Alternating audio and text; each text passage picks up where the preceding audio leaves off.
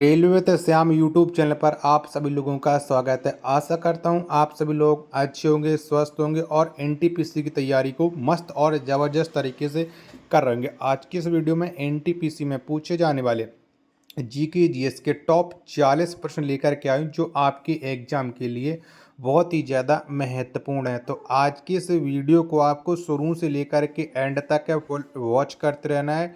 Video पसंद आए तो प्लीज़ आप लोग इस वीडियो को लाइक और चैनल को आप लोग सब्सक्राइब करना बिल्कुल ना भूलें। तो चलिएगा फिर शुरू करते हैं आज का अपने ये जीके जीएस के टॉप 40 प्रश्नों का महत्वपूर्ण प्रैक्टिस सेट। तो पहला प्रश्न आता है कि पेरियार नदी किस राज्य में बहती है। तो बताओ कौन से राज्य में पेरियार नदी है बहती है।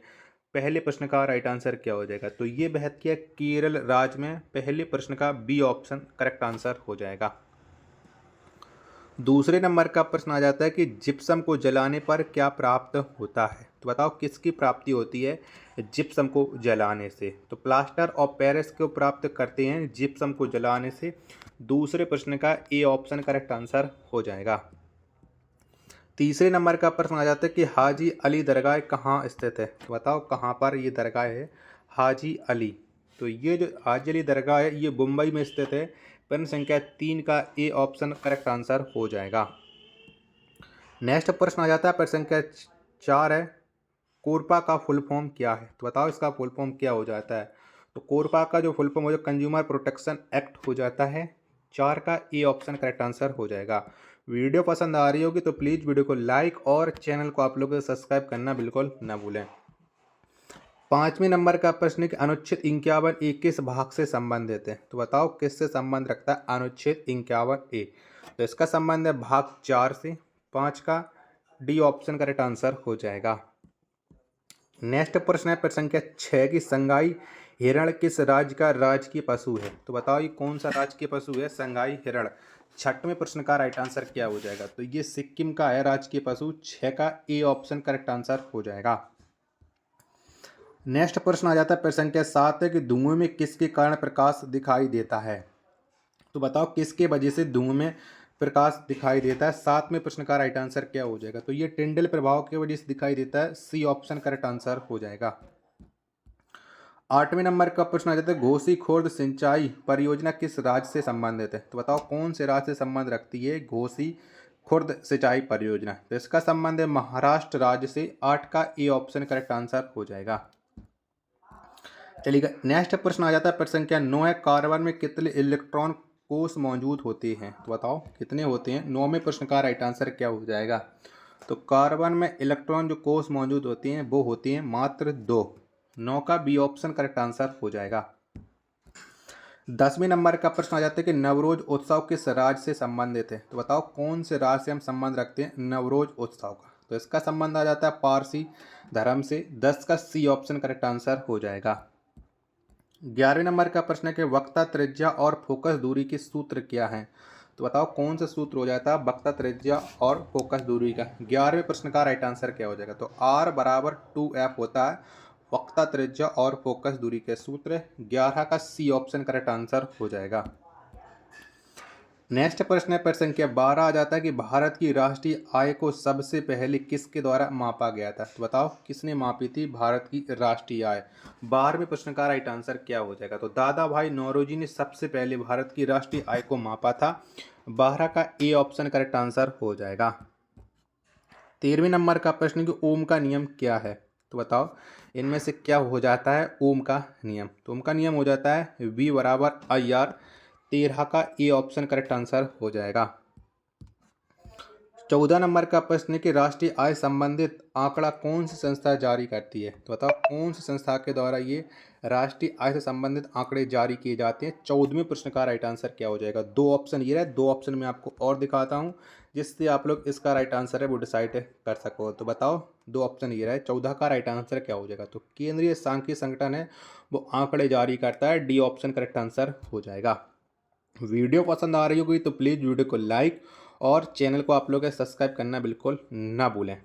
15वें नंबर का प्रश्न आ जाता है कि जैन शब्द जीन शब्द से निकला है जिसका अर्थ होता है। तो बताओ जीन का अर्थ क्या होता है। 15वें प्रश्न का राइट आंसर क्या हो जाएगा। तो इसका अर्थ होता है विजेता। 15 का बी ऑप्शन करेक्ट आंसर हो जाएगा। 16वें नंबर का प्रश्न है कि मौनसराम किन पहाड़ियों पर स्थित है? तो बताओ कौन से पहाड़ियों पर मौनसराम स्थित है? 16 का राइट आंसर क्या हो जाएगा? तो ये खासी पहाड़ी पर स्थित है। 16 का सी ऑप्शन करेक्ट आंसर हो जाएगा। अगला प्रश्न प्रसंग है 17 आजादी संध्या गुरंग को किस राज्य में द्रोणाचार्य पुरस्कार दिया गया? तो बताओ कौन से राज्य में दिया गया था संध्या गुरंग को द्रोणाचार्य पुरस्कार? तो इनको जो पुरस्कार मिला था वो मिला था बॉक्सिंग के खेल में। किसमें? बॉक्सिंग के खेल में। 17 का ए ऑप्शन करेक्ट आंसर हो जाएगा। 18वें नंबर का प्रश्न आ जाता है कि व्हाइट और ब्लैक फोटोग्राफी में कौन सा बिलियन उपयोग किया जाता है? बताओ कौन से बिलियन का उपयोग करते हैं व्हाइट और ब्लैक फोटोग्राफी में? 18वें प्रश्न का राइट आंसर क्या हो जाएगा? तो इसमें किया जाता है सिल्वर ब्रोमाइड का उपयोग। 18 का बी ऑप्शन राइट आंसर हो जाएगा। 19वें नंबर का प्रश्न आ जाता है कि भारतीय संग्रहालय अधिनियम कब पारित किया गया था? तो बताओ कब पारित हुआ था भारतीय संग्रहालय अधिनियम? 19वें प्रश्न का राइट आंसर क्या हो जाएगा? तो इसे पारित किया गया था 1910 में। 19वें प्रश्न का सी ऑप्शन करेक्ट आंसर हो जाएगा। चलिएगा अगला प्रश्न आ जाता है प्रश्न संख्या 20 है कि दुर्लभ रोग दिवस कब मनाया जाता है? तो बताओ ये कब मनाते हैं दुर्लभ रोग दिवस? 20वें प्रश्न का राइट आंसर क्या हो जाएगा? तो ये 28 फरवरी को मनाया जाता है प्रत्येक वर्ष। 20 का ए ऑप्शन करेक्ट आंसर हो जाएगा। अगला प्रश्न प्रश्न संख्या 21 आ जाता है कि पंचायती राज संस्था को संवैधानिक मान्यता किस संविधान संशोधन में दी गई है? तो बताओ कौन से संविधान संशोधन दी गई है पंचायती राज संस्था को संवैधानिक मान्यता? तो ये मिली हुई है 73वें संविधान संशोधन के द्वारा। 21 का बी ऑप्शन करेक्ट आंसर हो जाएगा।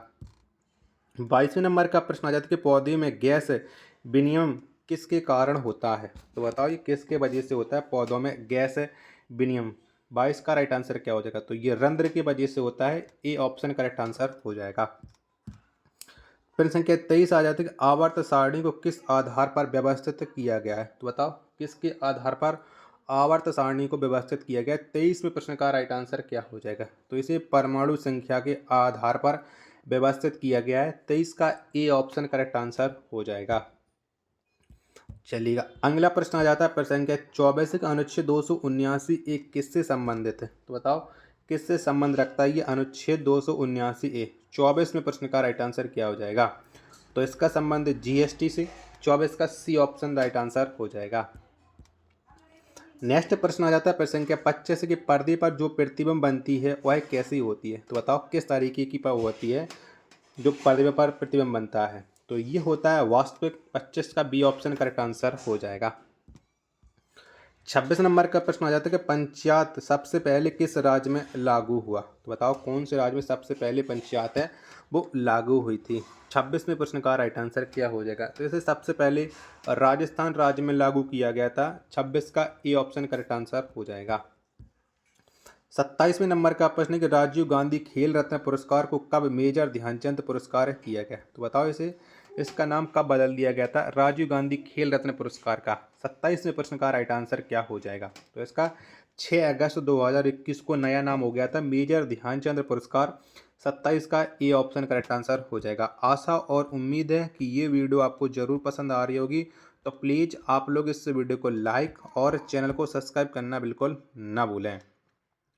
चलिएगा अगला प्रश्न है प्रश्न संख्या 28 है आपके सामने कि किसी वस्तु का प्रतिबिंब रेटिना पर नेत्र लेंस द्वारा प्रकाश किरणों के डॉट डॉट के कारण बनता है? तो बताओ ये किसके कारण बनता है? 28वें प्रश्न का आंसर आपको देना है। तो ये अपवर्तन के कारण बनता है। किसके? अपवर्तन के कारण। 28 का ए ऑप्शन करेक्ट आंसर हो जाएगा। नेक्स्ट प्रश्न आ जाता है प्रश्न संख्या 29 कि उष्णकटिबंधीय सदाबहार वन किस राज्य में पाए जाते हैं? तो बताओ इन्हें किस राज्य में पाए जाते हैं उष्णकटिबंधीय सदाबहार वन? 29वें प्रश्न का राइट आंसर क्या हो जाएगा? तो ये पाए जाते हैं केरल राज्य में। 29 का सी ऑप्शन करेक्ट आंसर हो जाएगा। प्रश्न संख्या 30 आ जाता है कि न्यूलैंड के अष्टक नियम में प्रथम और अंतिम तत्व कौन सा था? तो बताओ कौन सा था? तो न्यूलैंड के अष्टक नियम में प्रथम और अंतिम तत्व जो था वो था हाइड्रोजन और थोरियम। प्रश्न संख्या 30 का सी ऑप्शन करेक्ट आंसर हो जाएगा। अगला प्रश्न आ जाता है प्रश्न संख्या 31 से कि 1930 में नमक कर से संबंधित आंदोलन है? तो बताओ कौन सा आंदोलन है नमक कर से संबंधित? 31वें प्रश्न का राइट आंसर क्या हो जाएगा? तो इसका संबंध है डांडी मार्च से। 31 का ए ऑप्शन राइट आंसर हो जाएगा। 32वें नंबर का प्रश्न आ जाता है कि प्रथम पंचवर्षीय योजना के समय योजना आयोग के अध्यक्ष कौन थे? तो बताओ कौन थे प्रथम पंचवर्षीय योजना के समय? तो ये अध्यक्ष थे जवाहरलाल नेहरू। 32वें प्रश्न का डी ऑप्शन करेक्ट आंसर हो जाएगा। 33वें नंबर का प्रश्न आता है चलो लोकू त्योहार किस राज्य में मनाया जाता है? तो बताओ कौन से राज्य में इस त्योहार को मनाते हैं चलो लोकू को? प्रश्न संख्या 33 का राइट आंसर क्या हो जाएगा? तो ये मनाया जाता है अरुणाचल प्रदेश में। कौन से राज्य में? अरुणाचल प्रदेश में। 33 का डी ऑप्शन करेक्ट आंसर हो जाएगा। 34वें नंबर का प्रश्न आ जाता है कि पंचायती राज व्यवस्था में महिलाओं को कितना आरक्षण है? तो बताओ कितना आरक्षण है? पिन संख्या 34 का राइट आंसर क्या हो जाएगा? तो इन्हें जो आरक्षण है वो है 33%। 34 का डी ऑप्शन करेक्ट आंसर हो जाएगा। नेक्स्ट प्रश्न आ जाता है प्रश्न संख्या 35 है सेल की स्थापना किस वर्ष हुई थी? तो बताओ कब हुई थी सेल की स्थापना? प्रश्न संख्या 35 का राइट आंसर क्या हो जाएगा? तो ये स्थापना हुई थी 1954 में। 35 का ए ऑप्शन करेक्ट आंसर हो जाएगा। 36वें नंबर का प्रश्न आ जाता है कि बुझे हुए चूने पर क्लोरीन की अभिक्रिया कराने पर क्या प्राप्त होता है? तो बताओ किसकी प्राप्ति हो जाती है बुझे हुए चूने पर क्लोरीन की अभिक्रिया कराने से? 36वें प्रश्न का राइट आंसर क्या हो जाएगा? तो ये प्राप्ति होती है ब्लीचिंग पाउडर की। 36 का जो राइट आंसर हो जाएगा वो हो जाएगा ऑप्शन संख्या ए। नेक्स्ट प्रश्न है प्रश्न संख्या 37 आ जाता है कि अमरकंटक की पहाड़ी से कौन सी नदी निकलती है? तो बताओ इनमें से कौन सी नदी का उद्गम स्थल है अमरकंटक की पहाड़ी? तो नर्मदा नदी का उद्गम स्थल हो जाता है। 37वें प्रश्न का बी ऑप्शन करेक्ट आंसर हो जाएगा। अगला प्रश्न है कि प्रश्न संख्या 38 है कि जब प्रकाश वक्ता केंद्र से होकर गुजरती है तो आपतन और परावर्तन किरणों के मध्य कितने डिग्री का कोण बनता है? तो बताओ कितने डिग्री का कोण बनता है जब प्रकाश वक्ता केंद्र से होकर के गुजरता है? तो यहाँ पर जो कोण बनता है वो 0 डिग्री का बनता है। 38 का डी ऑप्शन करेक्ट आंसर हो जाएगा। आज के इस वीडियो में मात्र 38 ही प्रश्न थे। अगर आपको ये वीडियो पसंद आई हो तो प्लीज़ आप लोग ये वीडियो को लाइक और चैनल को सब्सक्राइब करना बिल्कुल ना भूलें। मिलते हैं पर अपने एक और नेक्स्ट वीडियो के साथ।